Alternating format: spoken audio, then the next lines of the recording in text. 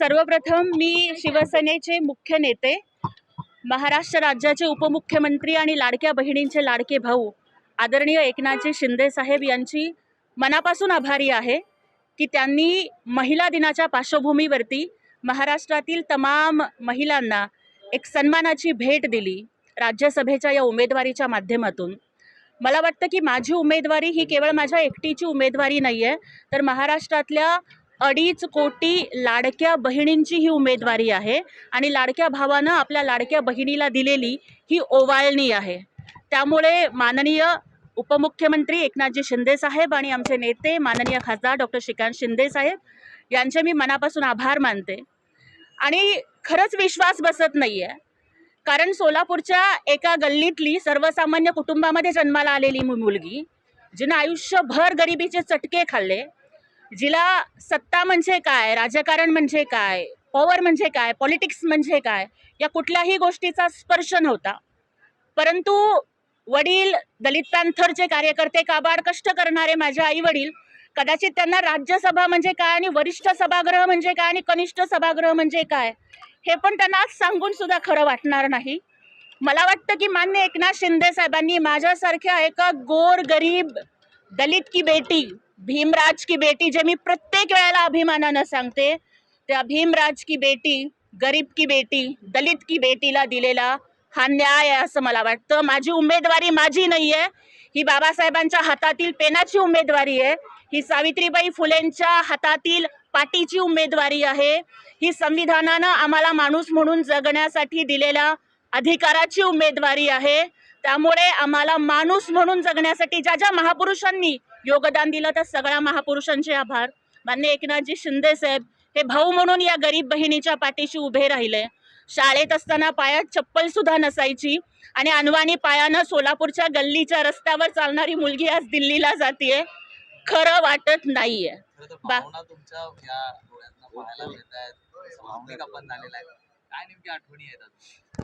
खूप आठवणी आहेत, भावनिक एवढ्यासाठी की जेव्हा मी शिवसेनेमध्ये आले, आदरणीय एकनाथजी शिंदे साहेबांच्या नेतृत्वावरती विश्वास ठेवून मी प्रवेश घेतला।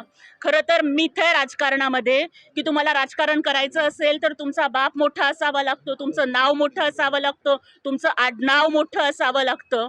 मी मोठ्या बापाची पोरगी नाही आहे, पण जर तुम्ही कष्ट करत असाल, जर तुम्ही पक्षासाठी प्रामाणिकपणानं धडपड करत असाल, मग तुम्ही गरीब असलात तरी चालेल, तुमच्यावरती मुख्य नेत्यांचं लक्ष आहे आणि एकनाथजी शिंदे साहेब हे न्याय देतात याचं उदाहरण आज त्यांनी संपूर्ण महाराष्ट्रापुढे आणि भारतापुढे घालून दिलंय।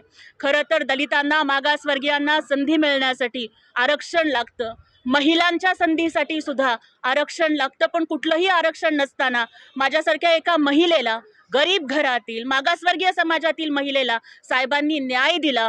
मला वाटतं साहेबांनी इथे दाखवून दिलेलं आहे, एकनाथ शिंदे साहेबांनी, की जो मैं बोलता हूँ वो मैं करता हूँ, लेकिन जो मैं नहीं बोलता वो मैं डेफिनेटली करता हूँ। अशा पद्धतीनं त्यांनी मला हा न्याय दिला। आज मला इतकंच या ठिकाणी सांगायचं आहे की सामाजिक न्यायाचा एक नवा पायंडा माननीय एकनाथ शिंदे साहेबांनी घालून दिलेला आहे।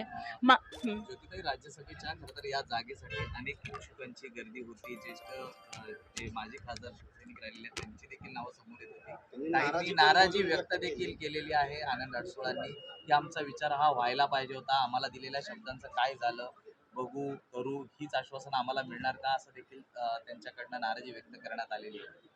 बघा, ज्यांची ज्यांची नावं चर्चेत होती ते सगळे ज्येष्ठ नेते आहेत, त्यांच्या योगदानाचा, त्यांच्या कर्तृत्वाचा मी मनापासून सन्मान करते आणि आदरणीय एकनाथजी शिंदे साहेब हे सगळ्यांना न्याय देण्यासाठी महाराष्ट्राला परिचित आहेत आणि त्यामुळे मला नक्की विश्वास या ठिकाणी वाटतो की माननीय जेवढे काही इच्छुक होते ते सगळे ज्येष्ठ आहेत, अनुभवी आहेत, परंतु एका गरीब घरातील दलिताची पोरगी जर संघर्ष करत असेल तर एकनाथजी शिंदे साहेब जसे लाडक्या बहिणींचे पाठीराखे म्हणून उभे राहिले, त्याच पद्धतीनं माझ्या पक्षातील सर्व सन्माननीय मंत्री महोदय असतील, आमदार असतील, खासदार असतील, सर्व नेते असतील, ते माझ्या सोबत उभे राहतील, माझ्या प्रत्येक पावलाला लढण्याचं बळ देतील, याचा मला नक्की विश्वास आहे। देशाच्या वरच्या सभागृहात आपण खरं तर आता शिवसेनेचं नेतृत्व करणार आहात, काय नेमकी पक्षाची बाजू, भूमिका तिथे मांडणार आहात, काय विजन आहे?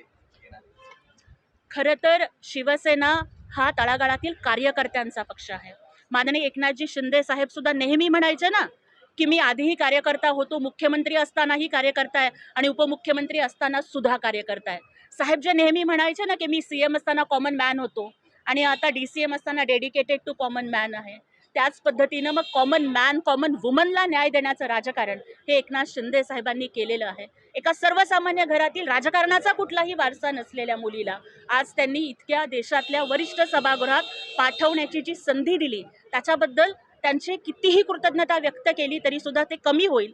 वरच्या सभागृहात गेल्यानंतर, राज्यसभेत गेल्यानंतर माझा प्रयत्न हाच राहील की ज्या पद्धतीनं माननीय एकनाथजी शिंदेसाहेब हे कायम कार्यकर्ता आणि शिवसैनिक म्हणून कार्यरत राहिले, त्याच पद्धतीनं व्हॉइसिंग द व्हॉइसलेस ज्याला म्हणतात ना, की ज्यांचा आवाज, ज्यांचे हुंदके, ज्यांचा हुंकार कधीच ऐकला गेला नाही, त्या शोषितांचा, वंचितांचा आवाज बनून, महिलांचा आवाज बनून देशाच्या राजकारणामध्ये शोषित, वंचित, दलित, महिला आणि लाडक्या बहिणींचा आवाज बुलंद करण्याचं काम मी करत राहीन आणि त्यासाठी मला सगळ्यांचे मार्गदर्शन हे नक्की मिळतील असा विश्वास आहे.